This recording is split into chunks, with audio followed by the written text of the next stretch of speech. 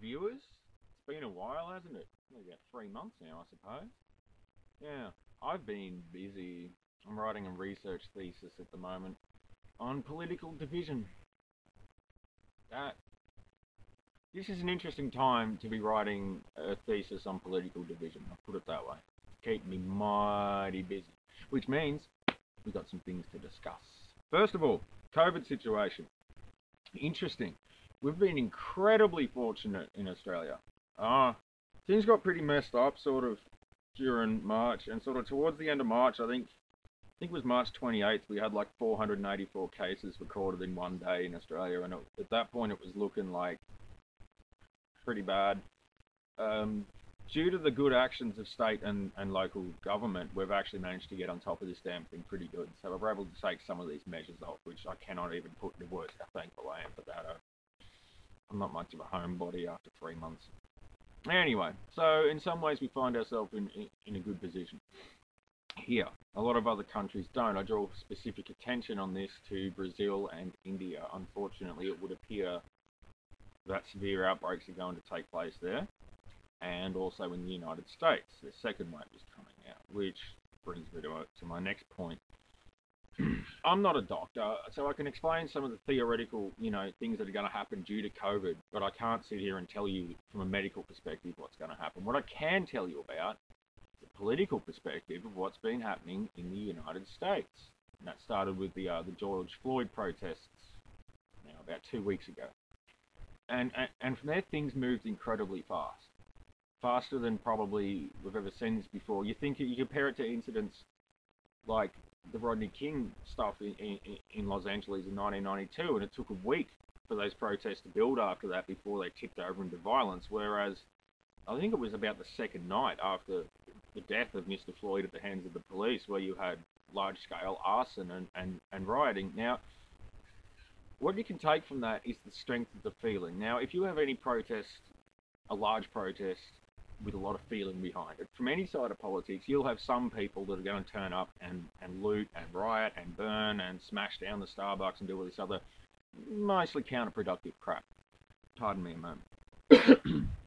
So that's always going to happen, but the strength of feeling in the protest, not just in Minneapolis, but across the United States, is the truth is it's never been seen before. It literally hasn't. That's a real turning point. The protests, obviously, after about 5-6 days, the violence started to tone down, most of which instigated by the police themselves, but that's another story. The violence started to tone down, but now you've still got a very widespread sort of movement. Now, the name of this movement is Black Lives Matter, but I think that's a little specific. I think there's a whole confluence of different approaches and attitudes towards government that people are terribly unhappy with in the US. I think it's more than the Black Lives Matter movement. That being said, it's great to see people actually care about social justice and things like that, but I feel the point of my discussion today is that I think we're going a little fast on that. Now, first of all, we've seen a lot of statues taken down by both governments and people. Okay, so statues to historical figures that, when viewed through the lens of not being a racist piece of crap slave trader, are in fact incredibly offensive. Okay. And I understand that people are offended, and as history shows, perception shifts all the time. So a large number of statues that represent colonialists and slave traders and people like so have been destroyed. Now, when the people themselves, as happened in Bristol in England a few days ago, take it upon themselves through their own will to unite and pull down a statue, okay? But that's the people's choice.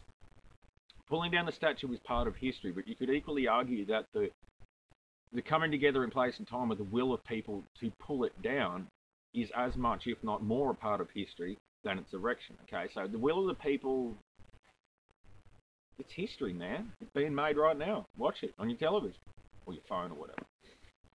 However, when governments step in and carry this out in advance,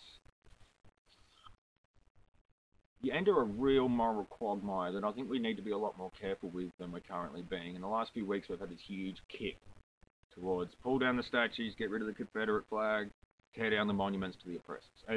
And at its heart, that's a good movement. But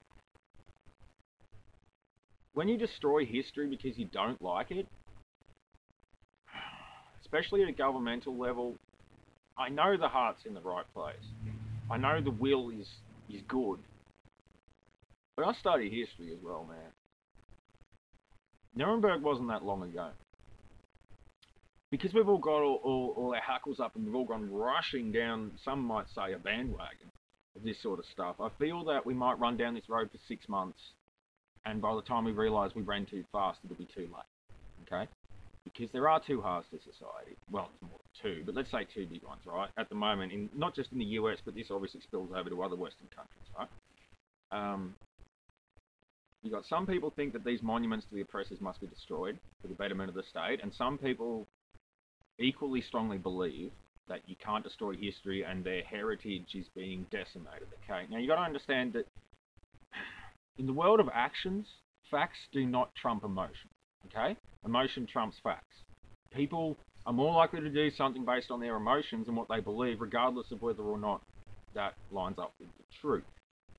So we're creating a perception here that people are going to internalize. And for a lot of people certain people on the conservative and the right side of politics are going to see this and they are going to internalize it as a threat, as a direct threat to not just the history or whatever, but their beliefs and their right to hold those beliefs more broadly. This is not the time to be pushing those certain buttons, okay? I feel like, how do I put this? I feel like the left is running real fast down a one-way street. Now, the right's on the other side of the road, and they're running too. I think there's an acceleration element to this, and I think that both the left and right have a lot to answer for, and I think that if both of those groups continue to accelerate down this hardline position we've seen in the last few weeks, along with a number of other pertinent facts, socially and economically in the United States at the moment, I don't like to say it, but if we don't pull this, if the broad left and right don't pull this up in the next few months, I'm not going to get into like conflict management and like the history of civil wars and things like that. Not just because I'm not that knowledgeable on it, but I don't really want to because it's not very nice. And I'm genuinely worried that if this keeps up for another 6 months, that's exactly where we're going to end up. Programs on television being cancelled. Again, use caution. Let's not rush, okay? Now, an episode, Fawley Towers got taken down today because the episode The Germans contained a scene in which there was a man known as the Major, right? And he makes some, he's a play on Prince Philip from the British royal family, and he makes some racist comments. Now, a few years ago, BBC edited those comments out and put the rest of the episode up anyway, and that's fine. But now it's completely taken off Netflix. If you want to edit out the part where the Major makes some 70s style racist jokes about the West Indian cricket team, which he did, fine, edit that out.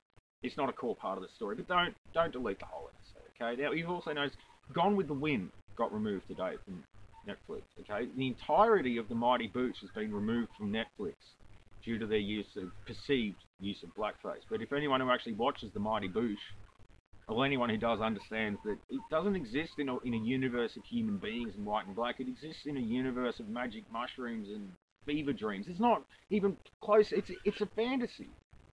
So I think that's pushing it a little far, yeah. And the work of Australian comedian Chris Lilly, I think he's had 4 shows removed this week. Now, I never thought he was funny, but that's not the point. The point is those shows were removed because of his perceived use of blackface in some episodes while playing a character. I understand that things change. They always have in history. They always are. They always will. Okay? I think if we're going to rush down this road of extreme speed, we need to take a great deal of caution about where we're going, why we're going, and what we expect to find when we actually get there.